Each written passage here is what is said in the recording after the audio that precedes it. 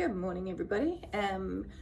Freezing over the weekend in the Wairarapa. Beautiful, but I mean, the sun was shining on Sunday. There was a light dusting of snow on the Tararua Ranges. Looked fantastic. Really, really beautiful, but cold, definitely cold. I wanted to just address today some of the, I just wanted to sort of make people aware, I suppose, those who aren't. I mean, those who are in business, those who have employees, those who, particularly those who are predominantly their major customer is government, which ours is. Certainly it is New Zealanders that our members look after, but we do so on behalf of the New Zealand government, because it's the New Zealand government's responsibility to look after its citizens, and the New Zealand government, decades ago, 1980s, 1990s, made a decision that it physically didn't want to look after its citizens when it came to aged residential care, so it outsourced it. And one of the side effects of that is that you have to have quite a major relationship with those people that you've now decided are going to deliver what is your responsibility to provide.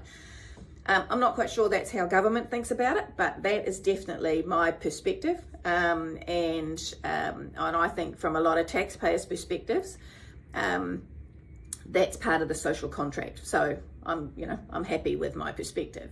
And one of the things when I was a minister that I used to try and make sure that I understood as much as possible, and like nothing is perfect, and certainly I'm not perfect and wasn't perfect then.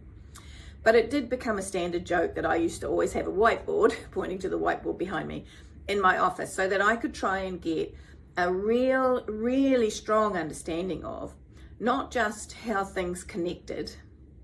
So if I made a decision here, how did it affect another decision over there? But also, what were the downstream consequences of that? And I remember, all the way, I mean, a good example would be the work I did around the COVID app with other ministers and government officials and so on. But, literally drawing a stick figure with a phone in their hand saying, okay, now, step one, download the app. Now what? Where does that data go? How long is it held? How will it work? How will an alert system work? Trying to understand every step along the way until the end point, what is the consequence of this? So one of the things I wanted to just articulate today was lots of things were said over the latest budget, but one of the changes that has taken place is an increased requirement by employers to put in their contribution for KiwiSaver.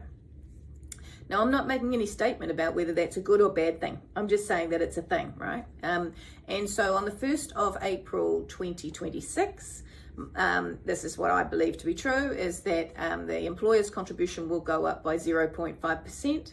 And by the 1st of April 2027, it will go up another 0.5% to a 4% increase. So from 3 incrementally up till 2027 to 4. Now, 0.5% doesn't sound like very much. I totally understand that. And this is why I've never liked percentages. So whenever a ministerial official would come in and say, there's only 20% of people in this bracket need this, or there might be 80% of people in this bracket need this. 80% of what and 20% of what is really the point. Because it's all very well and good to put out some percentages, but of what? Because you don't know how big or small the what is until you know the size of the whole package. So I wanted you just to let you know that 0.5% for just one of our members, and I'm just going to say this, it's not one of the big 6 that I'm talking about, all right? So just for one of our members, they need to find another $250,000. So in that announcement made by government during the budget process to a business that is delivering a service for them, in that single announcement in April, 1st of April next year, their bills will increase, their outgoings will increase by $250,000. So where is the reciprocal understanding of that? has government